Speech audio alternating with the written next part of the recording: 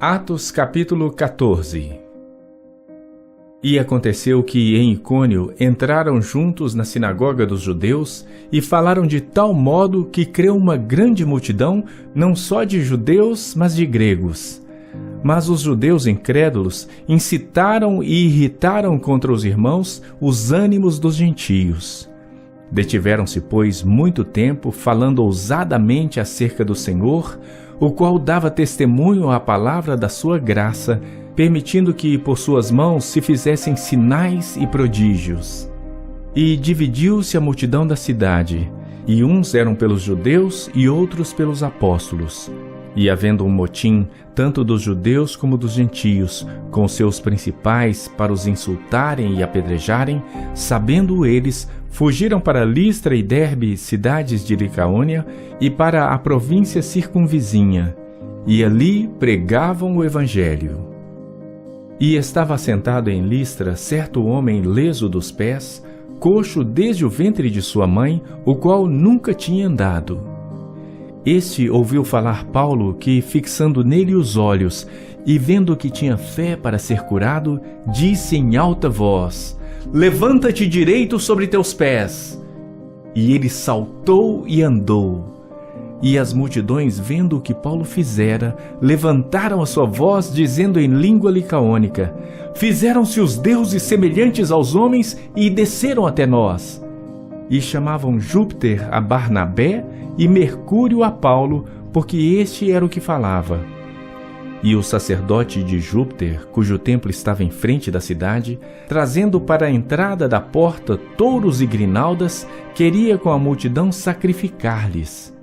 Ouvindo, porém, isto, os apóstolos Barnabé e Paulo rasgaram as suas vestes e saltaram para o meio da multidão, clamando e dizendo: "Senhores, por que fazeis essas coisas?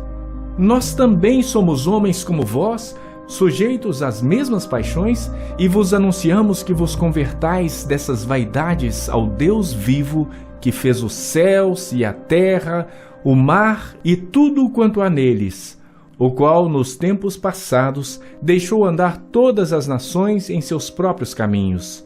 E, contudo, não se deixou a si mesmo sem testemunho, beneficiando-vos lá do céu, dando-nos chuva e tempos frutíferos, enchendo de mantimento e de alegria os nossos corações."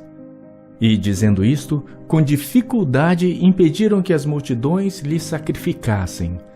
Sobrevieram, porém, uns judeus de Antioquia e de Icônio, que, tendo convencido a multidão, apedrejaram a Paulo e o arrastaram para fora da cidade, cuidando que estava morto.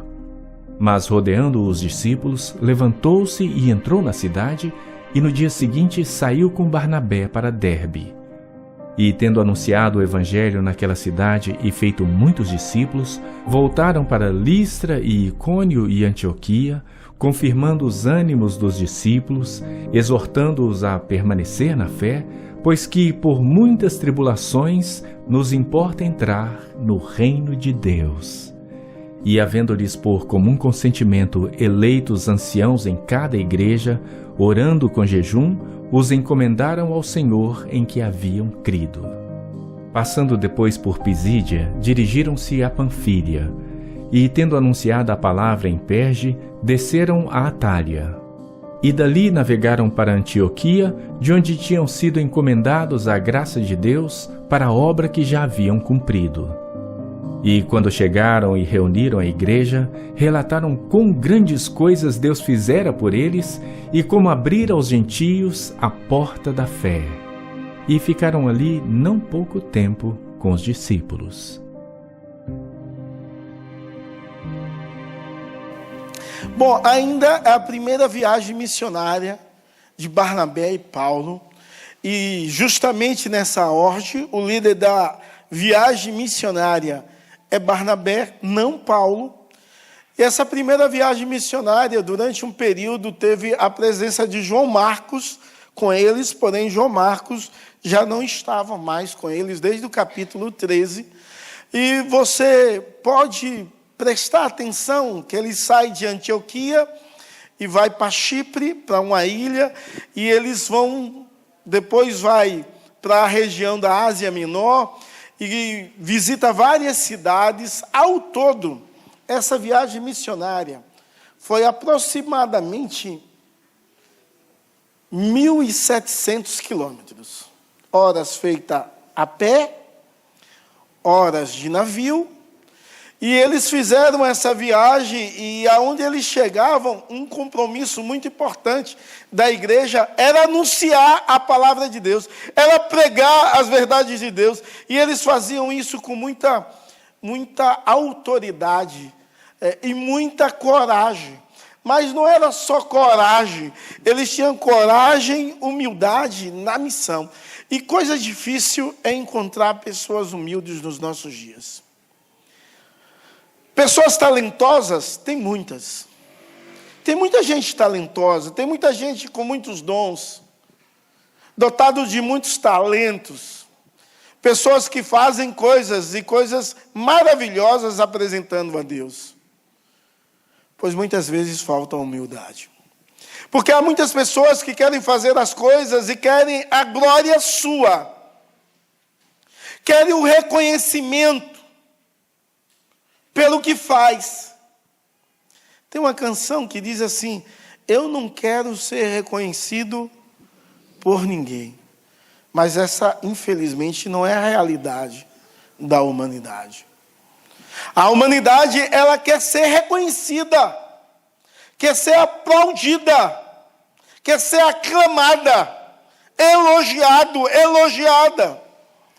A palavra de Deus, ela é feita com coragem, mas com humildade na missão. E essa viagem é uma viagem missionária e um princípio de liderança do Senhor Jesus Cristo é a humildade. Nos textos que nós lemos, os versos 21 ao 23, eles estão organizando as igrejas pelas quais, nas cidades das quais eles passaram, pregaram a palavra, anunciaram Jesus Cristo, e agora eles estão organizando essas igrejas, fazendo eleição de presbítero, entendendo que é necessário uma liderança para cada igreja local, para que aquela igreja local possa ser assistida, amparada, encorajada, motivada a viver o Evangelho. Bom, mas nesse texto 14, você vai ver que eles vão para 3 cidades, pregando o Evangelho. Icônio é a primeira cidade, e eles pregam o Evangelho lá na sinagoga. Isso você vê no verso 1 até o 7. E eles pregam o Evangelho de uma forma assim, maravilhosa. Eles falam de Jesus, da bondade de Jesus, do amor de Jesus.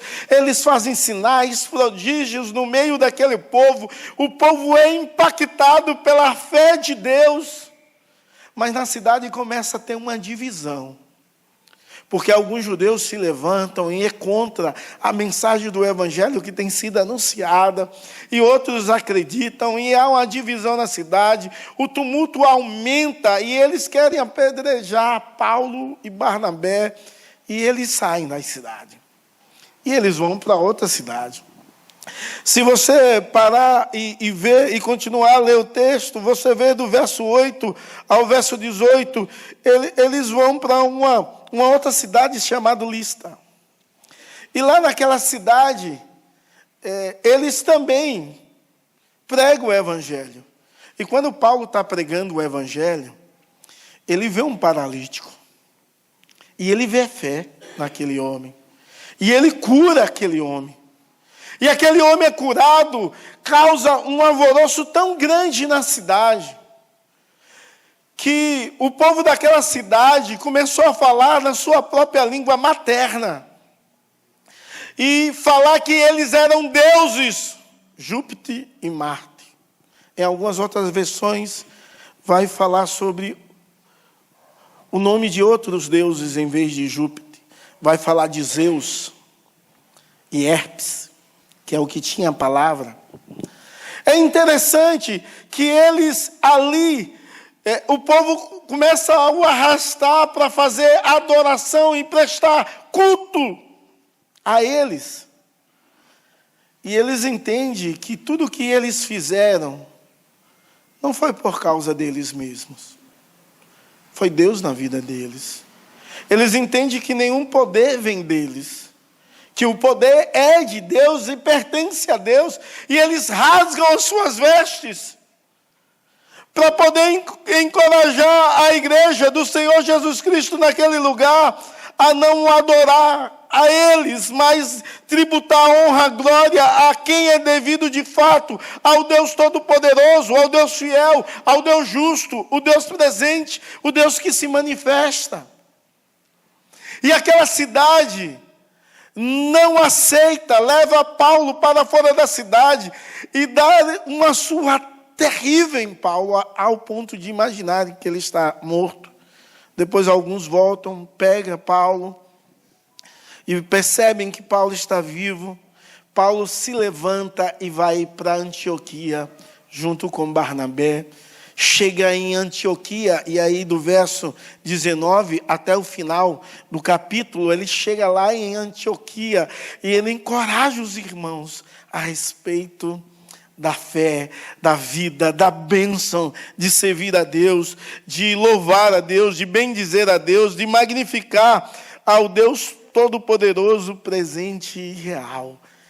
Eles louvam a Deus, eles testemunham a respeito da bondade do Senhor e da fidelidade de Deus sobre as suas vidas. Sabe, irmãos, aqui já é o retorno da viagem missionária. E eles dão um relatório.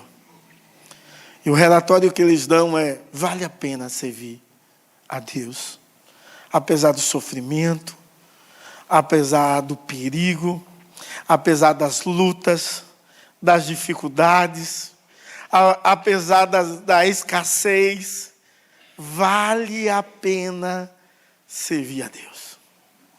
Sabe, irmãos, que relatório lindo! Quando eles falam isso, a igreja do Senhor Jesus é encorajada pelo Espírito Santo a viver para a glória de Deus e o louvor de Deus. Então eu quero ministrar ao meu e ao seu coração sobre o seguinte tema: coragem e humildade na missão. E nossa pregação vai ser dividida em 3 partes. E não sei se ficou pequenininho demais, não sei, mas a ideia é que na primeira parte nós possamos falar sobre a perseverança na missão. A segunda parte, a humildade e dependência de Deus. E a terceira parte, fortalecimento da comunidade. Meus amados irmãos, a igreja do Senhor Jesus Cristo, ela não só quando sai fazer missão fora, ela quando vive a missão dentro da igreja, ela precisa perseverar na missão, não desistir da missão da qual Deus nos chamou. A igreja precisa ter humildade e dependência do Deus Todo-Poderoso, o Deus fiel, o Deus triuno, o Deus verdadeiro, o Deus presente, o único que pode fazer alguma coisa e só nos usa como instrumento. Mas a igreja do Senhor Jesus Cristo, ela precisa fortalecer a comunidade. E algumas vezes nós nos preocupamos com o de fora, mas não com dentro. Aqui a missão que Paulo está fazendo é uma missão onde olha os de fora com um olhar de amor, de bondade e de misericórdia, e por isso vai anunciar. Mas ele entende que os de dentro têm de ser fortalecidos, munidos, amparados, cuidados, de forma tal que eles encorajam os de dentro. Você tem feito essa missão? Anunciar aos de fora quem é Jesus e para que Jesus veio ao mundo. Qual o intuito de Jesus vir ao mundo em relação à vida daquela pessoa? Você tem uma preocupação com os de dentro? De cuidar, de fortalecer, de encorajar, de orar, de interceder, de dar uma palavra de Deus à pessoa, de fazer uma oração de intercessão que demora mais de meia hora, de 1 hora, pedindo a Deus pela vida de alguém, para que Deus venha, na sua infinita bondade e graça, usar e abençoar. Em primeiro lugar, nós vamos falar sobre a perseverança na missão, e isso na cidade de Icônio, do verso 1 ao 7, é onde eles demonstram uma perseverança muito grande na missão. Porque quando eles vão para aquela cidade, eles vão logo para a sinagoga. E eles pregam a palavra de Deus entre os judeus e gentios. Mas há uma divisão naquela cidade e a perseguição começa a acontecer. Porém, o apóstolo Paulo e Barnabé, eles têm coragem de falar da verdade de Deus. Perseverança na missão, em primeiro lugar, a importância de preservação na missão, perseverar na missão, mesmo em face à oposição. Verso 2, você vê ele perseverar na missão. O verso 2 diz assim: mas os judeus incrédulos incitaram e irritaram os ânimos dos gentios contra os irmãos.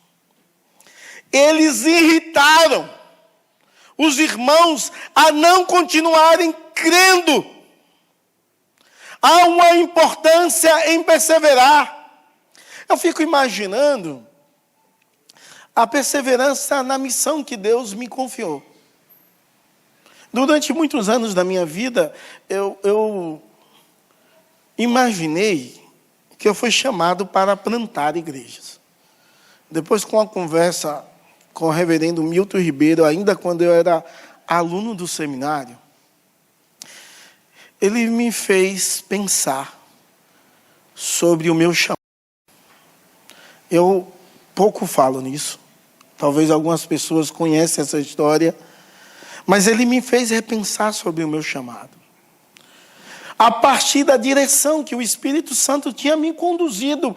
E eu, pela teimosia, não prestava atenção no que Deus queria para a minha vida. Só botava na minha mente, no meu coração, eu preciso ser um plantador de igrejas, e Deus me levava sempre para a ideia de revitalização. Precisou um pastor mais experiente dizer: meu filho, veja o que Deus está fazendo. Deus está te levando para a revitalização, porque você quer plantação. Desista disso e vá fazer o que Deus deseja. Sabe, irmãos, poucas pessoas têm um privilégio de ouvir diretamente alguém instruir você quando a sua mente está focada em algo que você acha que vai ser para a glória de Deus, mas não é o que Deus deseja na sua vida. E eu entendi perfeitamente ali, eu ouvi a voz de Deus, eu ouvi a ideia que Deus queria para a minha vida, e eu, depois disso, eu abracei. Não porque era a voz do reverendo Milton, mas porque era a voz de Deus. Qual é a sua missão como cristão? Não no geral, que todos nós devemos evangelizar, todos nós devemos anunciar, todos nós devemos interceder. Não, não é no geral. É você como indivíduo. Qual é a sua missão? Bom, Marcos, ele entende, e ele faz uma celebração uma vez no ano, 30 anos de louvor e tal. Agora é 31, é? Sim. 36 anos de louvor. Ele entende que Deus chamou ele para louvor. Deus usa em outras áreas, mas ele entende que essa é a missão que Deus confiou na mão dele, entre outras atribuições. É claro que um cara como eu, por exemplo, não tinha de ter um bom senso, por exemplo, que Deus não me chamou para o louvor, por exemplo. Porque eu sou desafinado e desentoado. Não dá. E alguém disse que pode acontecer duas coisas, né? Ou todo mundo sair achando insuportável eu cantar, ou a igreja encher. O povo vê o que está acontecendo ali. E corre todo mundo para ver o que é que está acontecendo. Mas qual é a sua missão? Como indivíduo? Para que Deus te chamou? E se Deus te chamou, para o que você acha que Deus te chamou, por que você não exerce? O que tem faltado você de exercer o chamado pelo qual Deus te chamou? Será se você não tem perseverado? Por quê? Por conta de alguma oposição, de alguém que se levantou e falou alguma coisa de você? Algum problema no percurso, alguma situação adversa você viveu e você esqueceu? Irmãos, em meio às perseguições, eles perseveram na missão. Em meio à oposição, eles continuam firmes. Sabe por quê? Porque eles entendem o chamado de Deus aos corações dele. Paulo e Barnabé, quando viu a oposição causando divisão na cidade, o pessoal incitando o ódio, eles poderiam parar e dizer: vamos embora dessa cidade, não dá certo não pregar aqui. Vai ter uma confusão, vão nos matar, vão nos prender, vão nos bater. Eles poderiam ter desistido, mas quando você lê o verso 3 e 4, você vê algo diferente acontecendo. Entretanto, demorou-se ali muito tempo, falando ousadamente do Senhor, o qual confirmava a palavra de sua graça, concedendo que por mão deles lhe fizesse sinais e prodígios. Continuando, havia uma divisão no povo e eles continuavam a pregar. Eles não saíram, eles perseveraram. Por que você não persevera no dom, no talento do qual Deus te confiou? O que acontece com você? O que tem causado desânimo no seu coração? Qualquer coisa que você venha citar, pensar, falar, ou até mesmo numerar, não procede de Deus. Deus deseja que você persevere. Deus deseja que você persevere. Porque Deus não quer que você seja alguém omisso à missão que Ele confiou a você. Deus não deseja isso.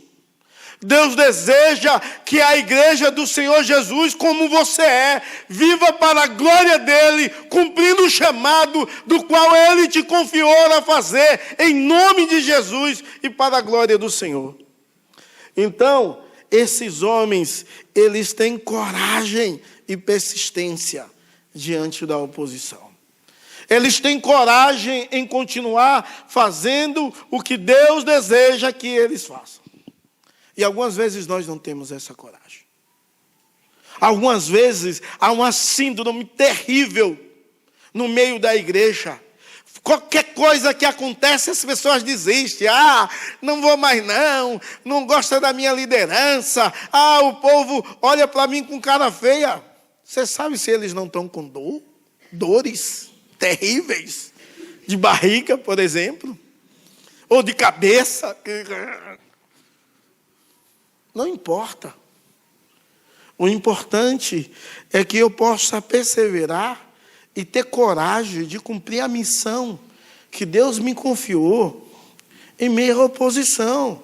Coragem para falar de Deus e da verdade de Deus, exercendo o dom que Deus me confiou, não para falar de mim mesmo, não da minha vontade, não do meu jeito, mas segundo a vontade daquele que vive e reina pelos séculos do século. Mas essa perseverança na missão, ela deve ser feita com muita humildade e dependência de Deus. Coisa difícil, meu Deus, é humildade. Os apóstolos em Listra, eles demonstram a humildade. Eles curam um paralítico. A reação do povo é uma reação aparentemente boa, mas é ruim.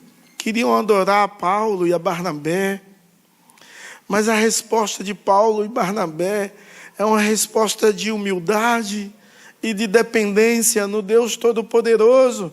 Porque ele sai de Icônio, depois de anunciar a palavra de Deus, eles vão para outra cidade, mas lá eles se colocam em humildade e em dependência. Me diga uma coisa aqui, Deus já te usou para fazer alguma coisa magnífica assim, boa, aparentemente extraordinária. E alguém já falou, meu Deus, lembrei agora do Vitor, você é o cara. Já aconteceu um negócio desse assim contigo? E qual foi a sua reação? O Spurgeon diz que ele pregou um sermão, ainda jovem. E alguém disse assim, esse possivelmente é o melhor sermão do mundo. Ele diz, após pregar, eu ouvi a voz do diabo, querendo trazer orgulho ao meu coração. Isso é um negócio complicado, irmãos. Sabe por quê? Porque Deus dota pessoas com dons e talentos, mas pessoas que têm de reconhecer que a glória é dele, não nossa. A glória, o louvor é dele, quem faz é ele. Esses homens chegam na cidade, cara. Eles pregam a palavra.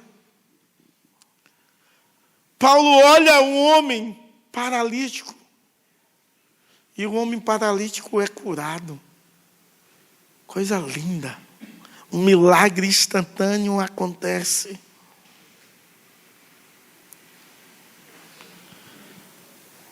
Mas eles querem atribuir a glória a Paulo e a Barnabé.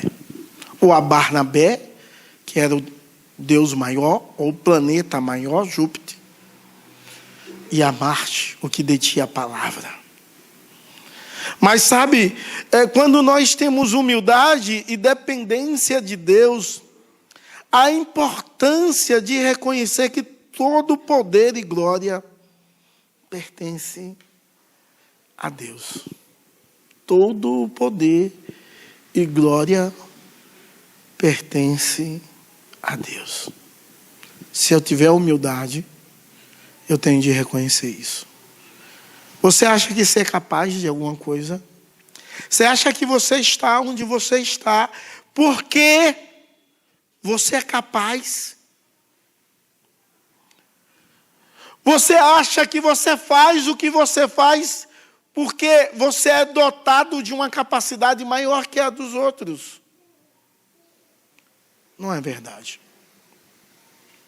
Você precisa reconhecer que a importância do que você faz não vem de você, pertence ao Deus Todo-Poderoso. Verso 14 diz assim: porém, ouvindo isso, os apóstolos Barnabé e Paulo, rasgando as suas vestes, saltaram para o meio da multidão, chamando: senhores, por que fazem isso?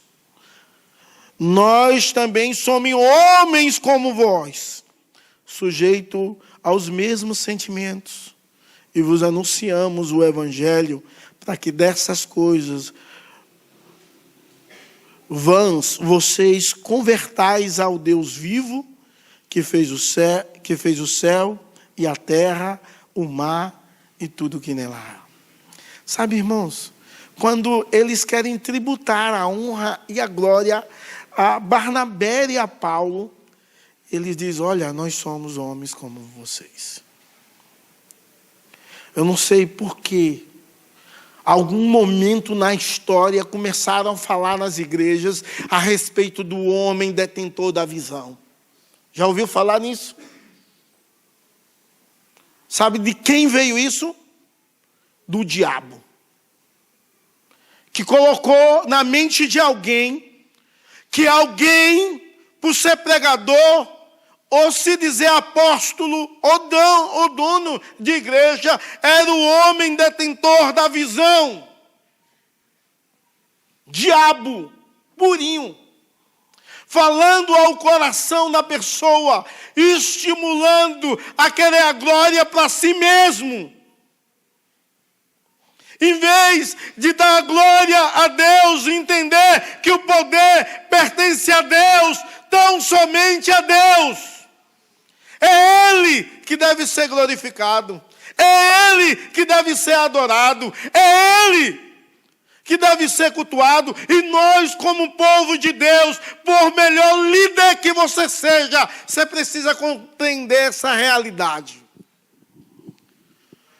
Nenhum dom, seja de cura, de falar, de pregar, de ensinar, de cantar, nada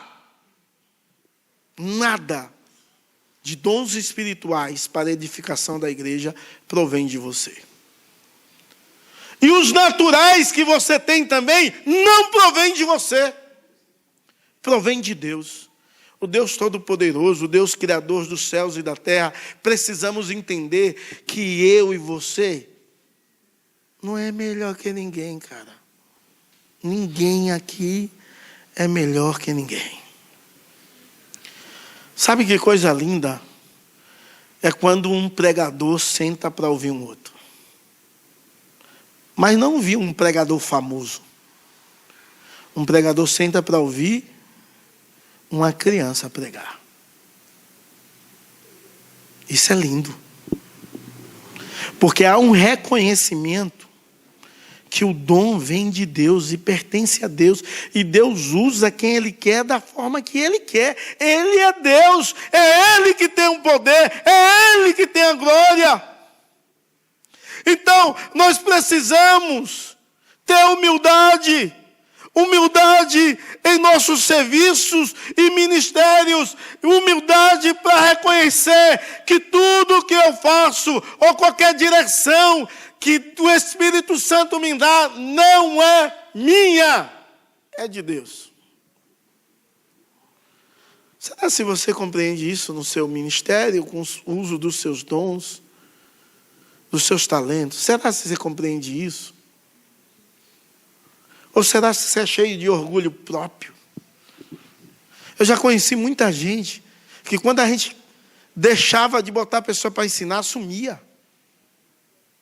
Muita gente, talentosos. Eu tenho muitos anos de vida de igreja. Desde os 17 anos eu vivo na igreja pregando, orando, evangelizando, servindo. Conheci muita gente no Brasil inteiro. No Nordeste, em Minas Gerais, no sul do país. No Sudeste, quase no Sudeste, em todos os estados. E vejo pessoas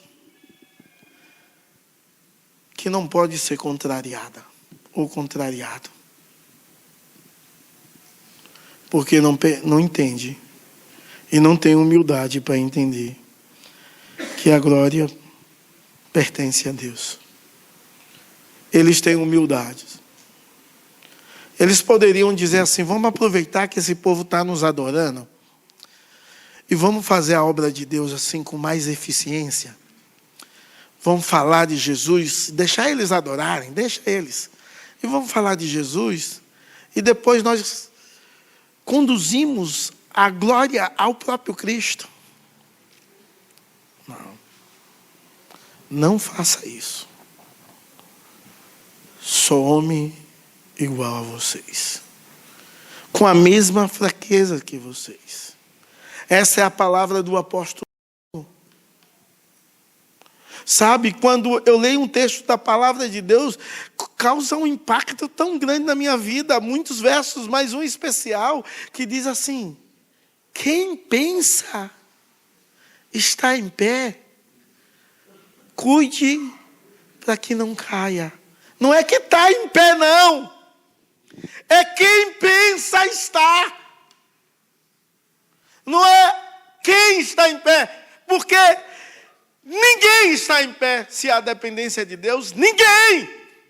Eu dependo de Deus. Eu estou em pé porque Deus me sustenta. Então quem pensa, cuide para que não caia. Vou confessar um pecado e vou abandonar em nome de Jesus.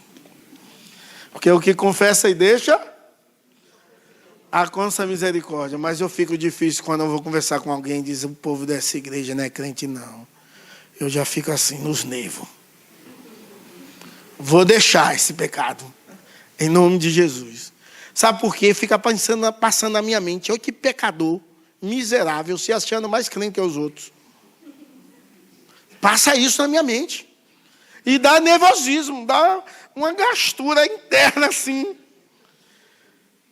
E eu estou ouvindo a pessoa e pensando nessas coisas. Porque o orgulho está latente ali. Comendo no centro. Na vida da pessoa. E ela não está entendendo isso. Ela acha que é mais crente do que os outros. Quem pensa estar em pé, cuide para que não caia. Então, como lidar com o reconhecimento humano?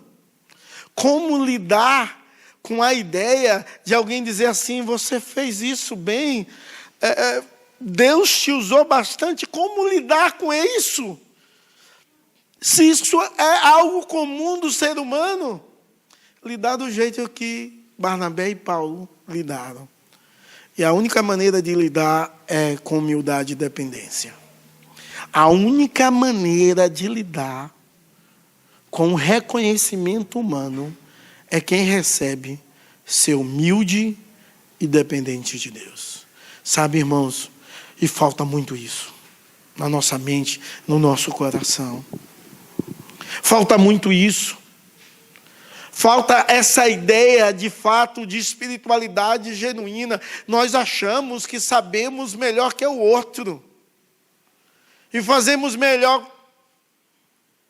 Se Deus não fizer, nada vai adiantar. Nenhum proveito terá. Essa viagem missionária parece os temas muito parecidos e repetitivos das pregações dessa viagem, porém sempre traz uma lição diferente à nossa vida e ao nosso coração, e tomar uma postura de humildade e de dependência. Tamanha era a vontade de mostrar a sua humanidade de Barnabé e Paulo, que ele rasga as suas vestes e diz: olha, eu sou homem como vocês. Tenho as mesmas falhas, eu sou de carne. Não sou Deus. E depois disso, porque ninguém estava disposto a ouvir isso, espancaram Paulo. Até quase morrer. Mas, irmãos, nós precisamos entender o que a palavra de Deus diz. Diz assim: nada façais, Filipenses 2, por contenda ou por vanglória, mas por humildade, cada um considerando o outro superior a si mesmo. Rapaz, tem gente que faz as coisas na igreja por contenda. Eu vou fazer melhor que o outro, vocês vão ver. Que motivação do inferno é essa? Do diabo, não é de Deus. Pode crer nisso que eu estou te falando. Essa motivação não é de Deus. Por mais o que você faça, seja para Deus, essa motivação não é de Deus. Não tem a ver com os princípios de Deus. Por isso que o apóstolo Paulo diz: nada façais por contenda ou por vanglória, mas por humildade, considerando o outro superior. E hoje, nos nossos dias, as pessoas têm uma dificuldade muito grande de achar o outro superior. Se acha melhor que o outro. Em quê? Todos nós somos miseráveis, pecadores. Se não for a misericórdia de Deus, ninguém seria salvo. Se não for a bondade de Deus, o perdão de Deus, a ação do Espírito Santo, onde nós estaríamos? Se Deus tirasse a mão da sua vida há 10 anos atrás, onde é que você estava hoje? Pare e pense. Sobre qual situação você viveria hoje se você estivesse vivo? Deus, Ele age. Então, os irmãos, depois que Paulo se recupera, ele volta para Antioquia. E aí a ideia agora é de fortalecimento da comunidade. Ele entende que a comunidade deve ser fortalecida, dos versos 19 ao 28, você vai ver isso. E ele traz, junto com Barnabé, o resultado da missão. Mas o resultado, eles colocam na mente, no coração dos irmãos, uma ideia muito forte, uma ideia da presença de Deus, uma ideia que Deus estava com eles, mesmo quando Paulo quase morreu. Eles entendem que os discípulos que ali foram gerados foram pela obra do Espírito Santo. Eles entendem e compreendem que também há uma importância de encorajamento para os irmãos. Então eles encorajam os irmãos no fortalecimento mútuo da sua fé. Ele encoraja a continuar firme. Sabe, Paulo e Barnabé, eles voltam. E eles não voltam dizendo assim: a viagem foi péssima. Tivemos de fugir de uma cidade que queria nos apedrejar. E chegamos em outra, curamos os enfermos e aí quase mataram com Paulo. A viagem foi péssima. Não, ele diz: a viagem foi boa. Porque Deus foi glorificado. Pessoas se renderam a Jesus Cristo. Eles falavam da bondade de Deus, do agir de Deus, da manifestação graciosa de Deus. Eles falaram dos momentos dos quais eles estavam fracos e sentiram fortalecidos pelas orações dos irmãos. Eles falaram do cuidado de Deus, de quando faltava, houve a provisão de Deus, trazendo algo maravilhoso para a vida deles. Eles falavam de quanto Deus foi bom, fiel, quanto Deus guardou na viagem de navio ou na viagem a pé, durante aquele período inteiro. Deus presente, Deus agindo de uma forma muito especial. Você tem encorajado os seus irmãos? Falado da bondade de Deus? Da manifestação graciosa de Deus, da provisão de Deus sobre a sua vida, nos momentos de lutas, de dor, de tristeza, de angústia, de perseguição. Você tem falado da bondade de Deus? Você tem lido a palavra com seu irmão e cita versículos onde ele pode contar com Deus em qualquer momento da sua vida e da sua história? Você tem parado e dito assim ao seu irmão que conta uma tristeza, um momento triste, um dissabor, uma luta na vida, você ora por ele? Você anda junto? Você discipula quando a visão do seu irmão está equivocada à ação de Deus e ele precisa de um discipulado? Precisa aprender as verdades de Deus, e todos nós precisamos, porque há momentos da nossa vida que nos tornamos cegos a ver a ação de Deus e a ver o cuidado de Deus e a manifestação graciosa de Deus, e precisamos de discipulado, de pessoas que digam: vamos andar juntos, vamos aprender sobre esse assunto, vamos chorar juntos, vamos andar mais uma milha, vamos caminhar mais um pouco.